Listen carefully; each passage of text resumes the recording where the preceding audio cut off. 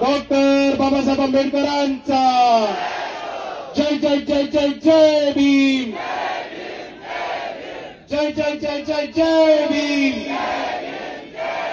भारतीय संविधानाचा, भारतीय संविधानाचा, भारतीय बौद्ध महासभेचा, भारतीय बौद्ध महासभेचा, समतेचे विचार रुजवणाऱ्या सर्व महामानवांना त्रिवार अभिवादन करतो आणि तसेच मंचावरती उपस्थित आदरणीय भीमराव साहेब आंबेडकर, भंतेजी विनाचार्यजी, आदरणीय भिक्खू संघ, राजेंद्रभाऊ पातोडे, अरविंद तायडे साहेब, युजी बोराडे साहेब, भंडारे साहेब आणि तसेच भारतीय बौद्ध महासभेचे तमाम पदाधिकारी, इथे उपस्थित तमाम उपासक उपासिका, माझ्या माता भगिनी, वडीलधारी मंडळी आणि या चळवळीतल्या तमाम साथीदारांना माझा मानाचा प्रेमाचा सप्रेम क्रांतिकारी जय भीम. मित्रांनो, जर आपण आज इतिहासाची पुस्तकं बघितली, जर आपण आज इतिहास बघितला, टेक्स्टबुक्स बघितले आणि जास्तीत जास्त झालेले प्रकाशन आणि इतिहासाची नोंद बघितली, तर आजही इतिहासाच्या नोंदमध्ये, शाळेच्या टेक्स्टबुक्समध्ये, सगळ्या इतिहासाच्या पुस्तकांमध्ये आजही भीमा कोरेगावचा लढा, भीमा कोरेगावचं युद्ध हे East India Company versus Peshwa regiment of Maratha empire अशी नोंद केली जाते. आजही हे लढाई, आजही हे युद्ध ब्रिटिशांच्या मधलं आणि मराठा एम्पायरच्या मधलं, म्हणजे मराठा साम्राज्याच्या मधलं युद्ध होतं. पण आजही इकडच्या व्यवस्थेने, इकडच्या मनुवादी व्यवस्थेने हा इतिहास वगळायचा आणि हा इतिहास पुसायचा प्रयत्न केलाय की आज इथे 500 शूरवीर महारांनी इकडच्या मनुवादी व्यवस्थेला आणि पेशवाई व्यवस्थेला कापून मातीत टाकण्याचं काम केलं होतं. तो इतिहास पुसण्याचं काम आज ही व्यवस्था करते. पण मित्रांनो, एक गोष्ट समजून घ्या, जोपर्यंत 31 डिसेंबरला, 1 जानेवारीला लाखोच्या आणि करोडोच्या संख्येने आज जसे आपण इथे उपस्थित झालो, तसं दरवर्षी जर आपण भीमा कोरेगाव विजय स्तंभाला अभिवादन करायला उपस्थित झालो, तर हा इतिहास पुसणं कोणाच्या बापाला सुद्धा शक्य नाही, हे आपण सर्वांनी लक्षात घ्या. कारण मित्रांनो, मुद्दा समजून घ्या, 1 जानेवारी 1927 मध्ये बाबासाहेब आंबेडकर पहिल्यांदा भीमा कोरेगावच्या इथे आलेले आणि त्यांनी आपल्याला आपला इतिहास समजून सांगितला होता. आणि त्यांनी आपल्याला आपल्या इतिहासामध्ये हे सांगून सांगितलं होतं की ही लढाई फक्त ईस्ट इंडिया कंपनी आणि पेशव्यांच्या मधली नव्हती, तर ही लढाई इकडची जाती व्यवस्था संपवण्याची लढाई होती. ही लढाई इकडच्या महारांनी, इकडच्या पेशवाईच्या विरुद्ध, इकडच्या ब्राह्मणशाहीच्या विरुद्ध एक बंड पुकारण्याची लढाई होती.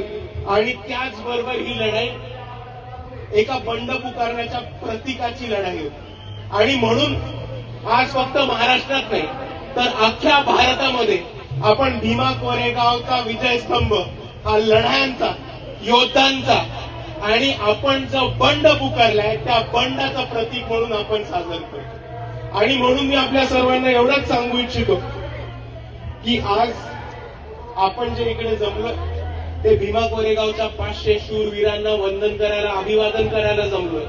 पण आपल्या सर्वांची ही जबाबदारी असली पाहिजे की ज्या पद्धतीने त्या शूरवीरांनी इकडच्या व्यवस्थेला, मनुवाद्यांना, पेशवाईला अंगावरती घेतलं, छातीवरती घेऊन इकडच्या पेशवाईला पराभव केला, इकडच्या पेशवाईच्या सैन्याला कापून इकडची जात व्यवस्था, पेशवाई आणि मनुवादी व्यवस्था ही मातीत गाडली, तो इतिहास आपल्याला पुढे घेऊन जायचा आहे. आणि त्याच 500 शूरवीर महारांकडनं आपल्याला प्रेरणा घेऊन, अभिवादन करून हा संकल्प पुढे चालायचा आहे की ज्या पद्धतीने त्या 500 लोकांनी मनुवादी व्यवस्था आणि इकडची पेशवाई टाकून मातीत गाडली होती, त्याच पद्धतीने ह्याच्या पुढे येणारे जिथे जिथे अन्याय होईल, जिथे जिथे अन्याय अत्याचार होईल आणि जिथे जिथे आपल्यावरती जातीचे अत्याचार होतील, त्याच पद्धतीने आपल्याला ह्या 500 महारांकडनं अभिवादन आणि प्रेरणा करून पुढे जाऊन ह्या व्यवस्थेला मातीमध्ये गाडायचंय आणि जातीवाद संपवायची आपल्याला संकल्पना करायची.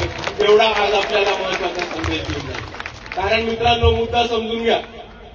मुद्दा अतिशय सोपा आहे. जर त्या जमान्यामध्ये 500 महाराजांनी अख्ख्या पेशव्यांच्या सैन्याला अंगावर घ्यायची हिंमत दाखवली असेल तर तो आपल्याला एक प्रेरणा देतोय आणि तो आपल्याला आपली पुढची दिशा दाखवतो. आज आपण प्रत्येक पावलावर, प्रत्येक क्षेत्रामध्ये, प्रत्येक विषयामध्ये आपण पुढाकार केलेला आहे आणि आपण आपली तरक्की केलेली आहे. पण आपण आपल्या खऱ्या अर्थाने तरक्की आणि पुढाकार जोपर्यंत नाही करू शकत, जोपर्यंत जसं बाबासाहेब आंबेडकरांनी सांगितलं तसं आपण शासन करती जमात नाही म्हणून. बाबासाहेबांनी आपल्याला एक महत्वाचा संदेश दिला होता की जाऊन आपल्या घरावरती द्या की आपल्याला शासन करती जमात बनायची.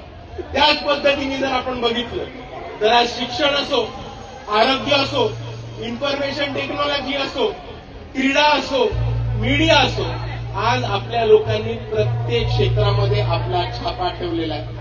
फक्त आपण शासन करती जमात राहिलो. म्हणून मी आपल्या सर्वांना एवढीच विनंती करतो की आज आपण भीमा कोरेगाव इथे विजय स्तंभाच्या खाली लावू, हीच आपण एक आश्वासन देऊ आणि आपण सर्वांना हे आश्वासन देऊ की जसं बाबासाहेब आंबेडकर म्हटले होते, त्यांच्याच विचारावरती चालू, त्यांच्याच स्वप्नावरती चालू, आपण एक दिवशी स्वतःला शासन करती जमात म्हणून इकडे महाराष्ट्राच्या राजकारणामध्ये प्रस्थापित करायचंय म्हणजे करायचं. आणि म्हणून मित्रांनो, आज आपण इथे एक महत्वाचा संकल्प करूया.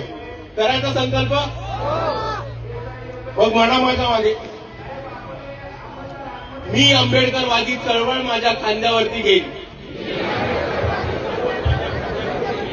मी संविधानिक हक्क आणि अधिकारांच्या रक्षण करून न्यायासाठी लढेन. परत आहे का? मी संविधानिक हक्क आणि अधिकारांचे रक्षण करून न्यायासाठी लढेन. मी आंबेडकरवादी विचारांच्या लोकांना सत्तेत बसवेन. मी आंबेडकरीवादी लोकांना सत्तेत बसवेन आणि मी सत्ताधारी बनेन. आणि मी सत्ताधारी बनेन.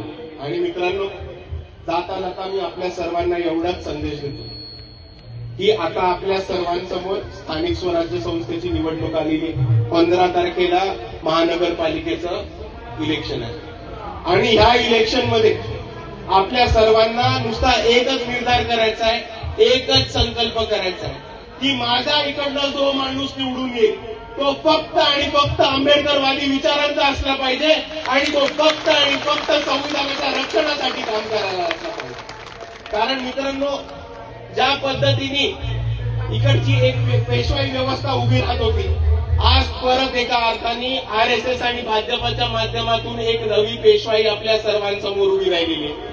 आणि जर खऱ्या अर्थाने आपण बाबासाहेबांचे छावे असलो, जर खऱ्या अर्थाने आपण बाबासाहेबांच्या औलादी असलो, तर आपल्या सर्वांना हा निर्धार करायचा आहे की त्या जमान्यामध्ये माझ्या पूर्वजांनी पेशवाई काढली होती आणि आज 2026 मध्ये मी आणि माझे साथीदार ही नवी पेशवाई मातीत काढल्याशिवाय थांबणार नाही आणि राहणार नाही.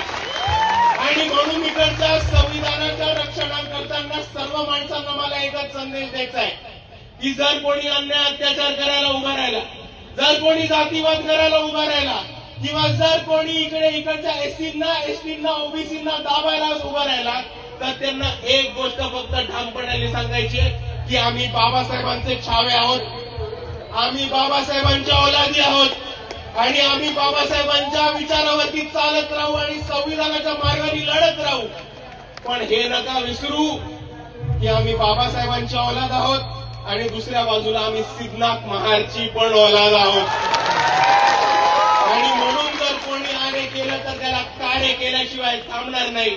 आणि जर कोणी परत इकडे नवीन पेशवाई उभी करायची ठरवली तर त्याला मातीत गाडल्याशिवाय थांबणार नाही. एवढं म्हणून मी माझे 2 शब्द थांबवतो. आपल्या सर्वांना माझा जय भीम, जय संविधान. आपल्या सर्वांना शौर्य दिनाच्या खूप खूप शुभेच्छा देतो आणि नवीन वर्षाच्या सुद्धा शुभेच्छा देतो. जय भीम, जय संविधान.